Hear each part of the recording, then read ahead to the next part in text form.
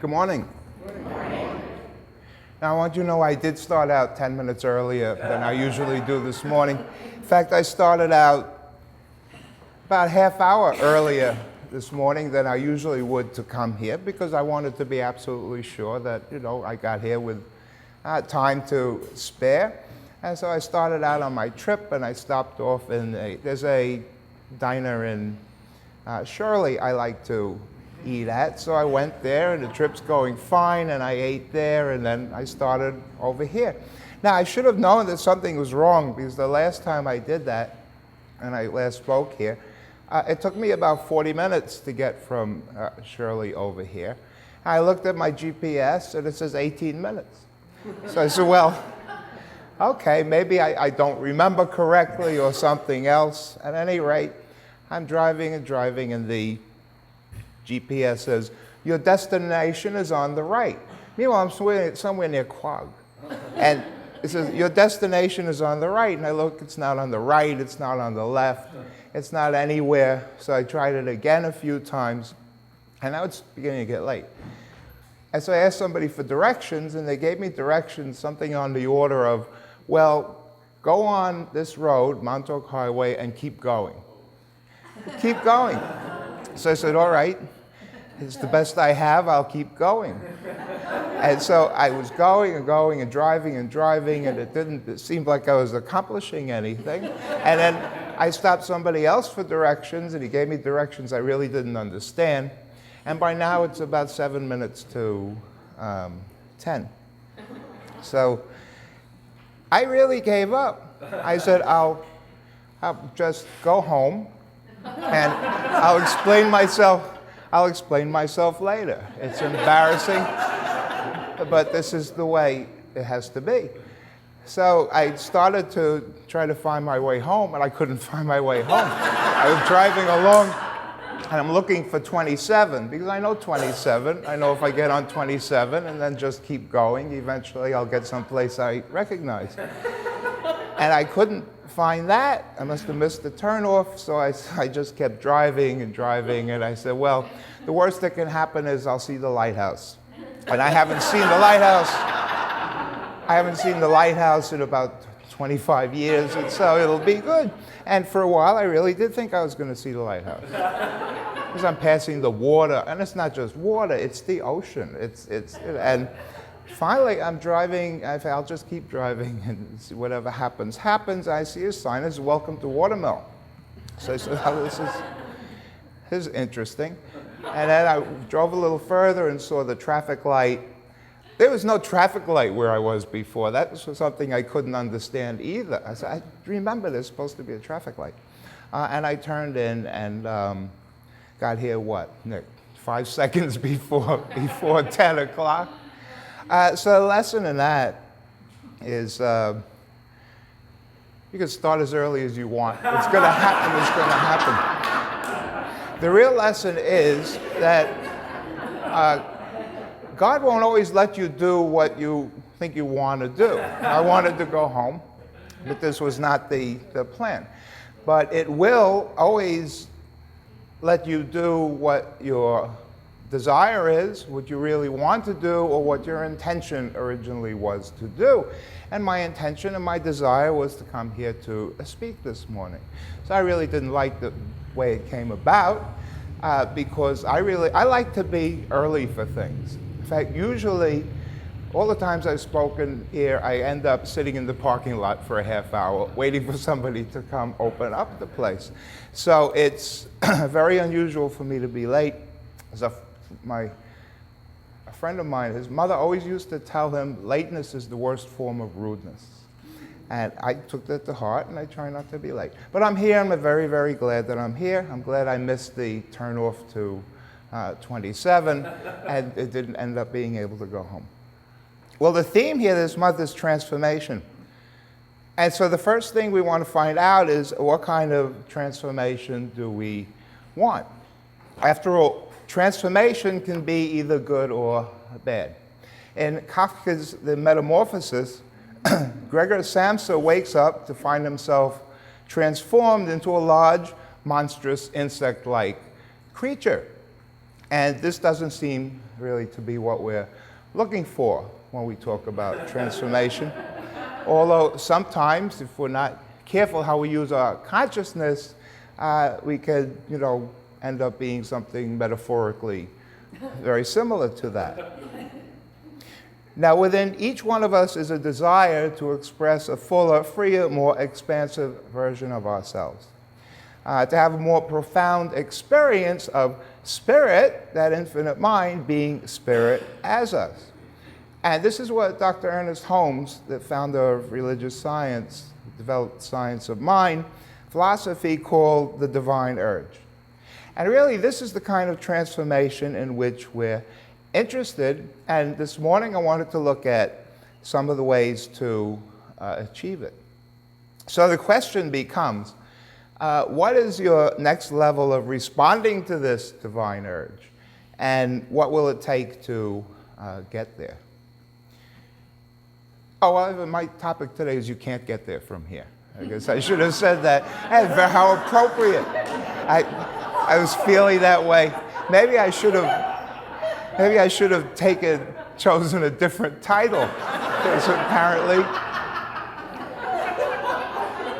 a little of mine heard that and said, all right, well, you can't get there from here. So we want to answer this question: what is the next level of responding to this divine urge, and what will it take to get there? And you might also call this your next level of becoming, or your next level of beingness, or something like that, is the way it's sometimes described. Well, it has some good news and some bad news. And the bad news is that you can't get there from here. The good news is that even though it's true that you can't get to your next level from your current level, you most definitely can get there, and that's what I want to look at. Well, first we have to know what needs to happen to reach that next level. And what needs to happen is that you have to know what that next level is. You need to have at least some idea of what your dream is. So you can't move toward your dream if you don't have one. It's like those lines, it's like Alice in Wonderland, where Alice asked the cat, would you tell me, please, which way I ought to go from here? And the cat says, well, that depends a good deal on where you want to get to.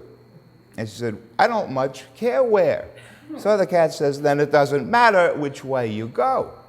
And it's so true. If you don't have a destination, it really doesn't matter how you get there.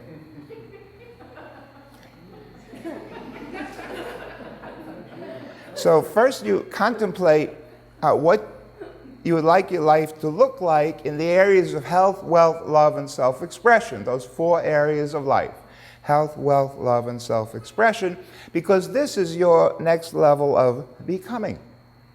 And then write it down. Why write it down?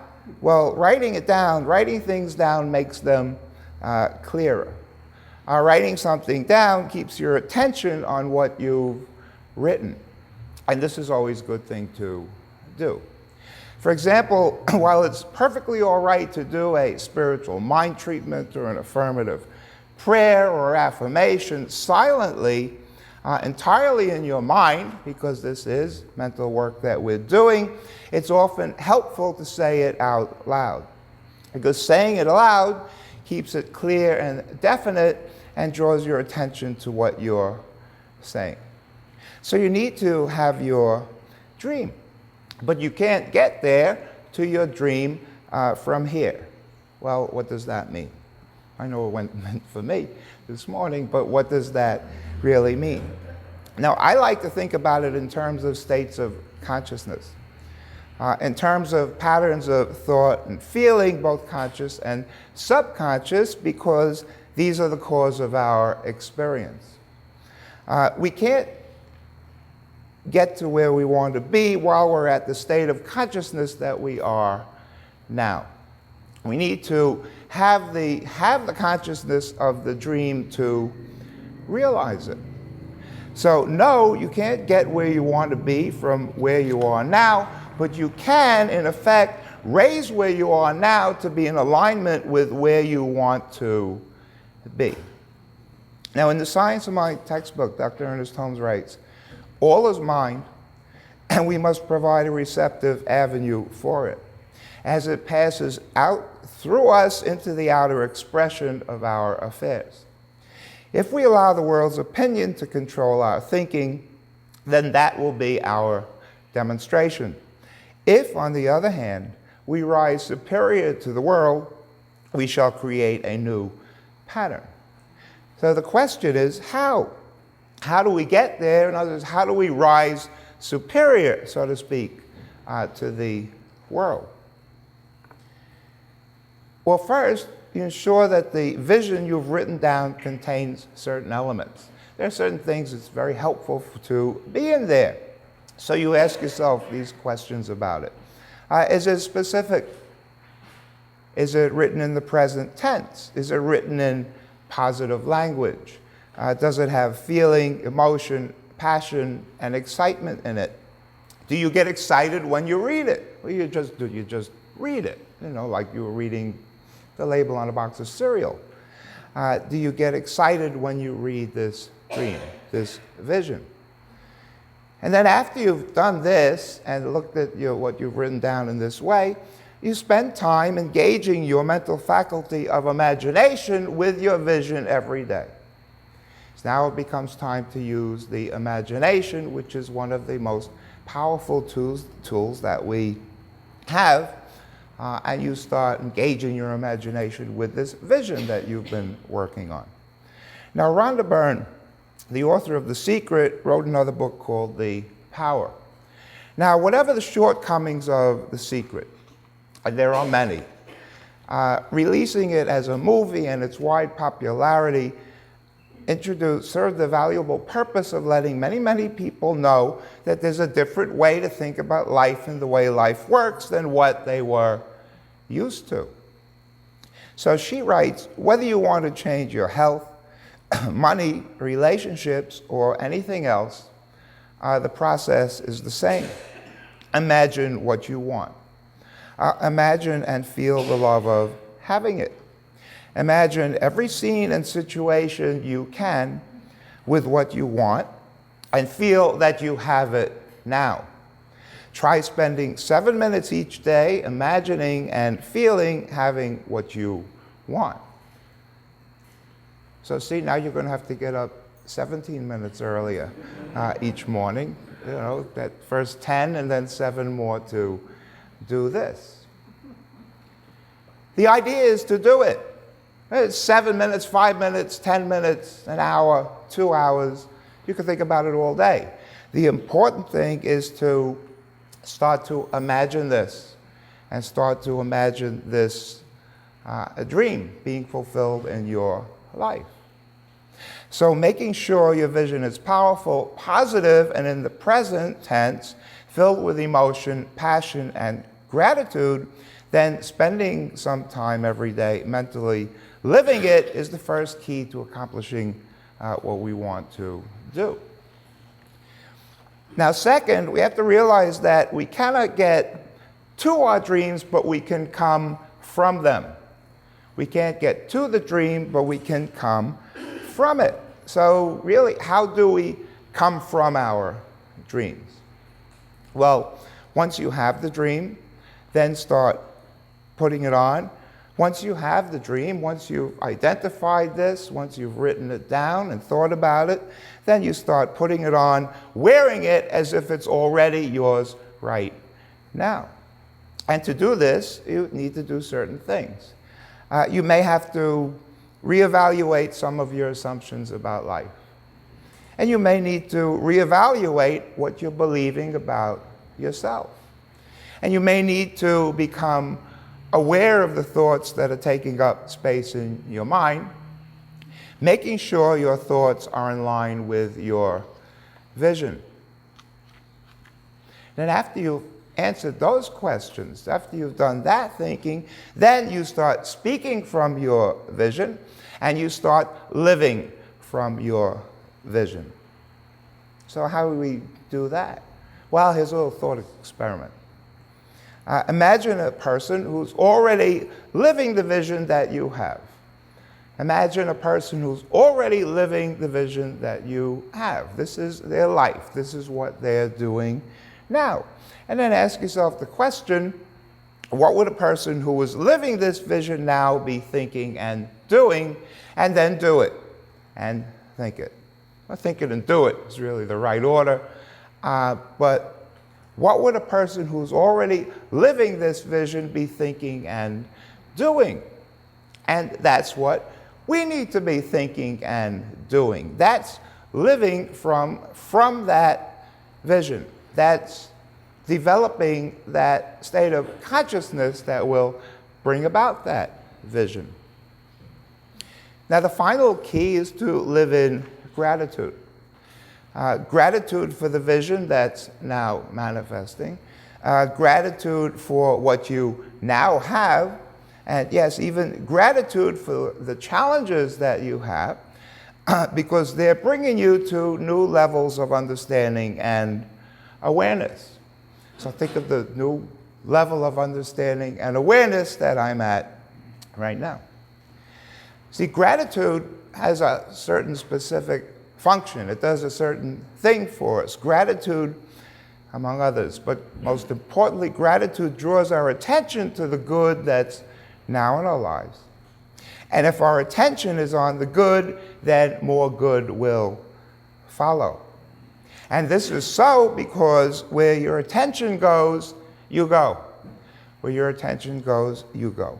Where your point of attention goes, your thought and feeling follow. And it's this thought and feeling that creates your experience. So start thinking about how you can begin to live from your vision so that you can align yourself with it. Remember that you can't get there from where you are right now, but you can get there by becoming a match to it in consciousness. Okay, the consciousness we have now aren't going to get us there. It got us here. Okay? But we can become a match to that in consciousness. We can start developing the new consciousness of the life we want, and that consciousness will produce it. So you can sit down and think of, well, what's one new way of thinking, one new way of being, one new way of acting that you could commit to doing or being today that would make you a much greater match to this vision, to this new consciousness that you want. Now, just as an aside, notice I said today and not now, because there's actually some question about whether there really even is a now. If you think about it, whatever you say now is, whether it's a second, a minute, whatever the period of time, as you enter that period of time, some of it is already in the past, and the rest of it is in the future. So where's the now? It turns out there's actually no now. So if you're ever sitting around with nothing to do and you're tired of thinking about Zeno's paradox that I talked about last time I was here, well, not everybody might have been here, but that's that idea that it's impossible for you to walk to the door from where you are, because to walk to the door, first you have to walk halfway. But to walk halfway, you first have to walk half of that distance. But to do that, you have to walk half of that distance. And since the distance is infinitely divisible, you have to perform an infinite number of actions, which is impossible. So relax. You're going to be here for a while. Well, that's how to get there from here. Now, life, without a GPS, without directions, without anything. And life really does work this way. So why not choose to work with it? Why not choose to work with it? And so ends the lesson.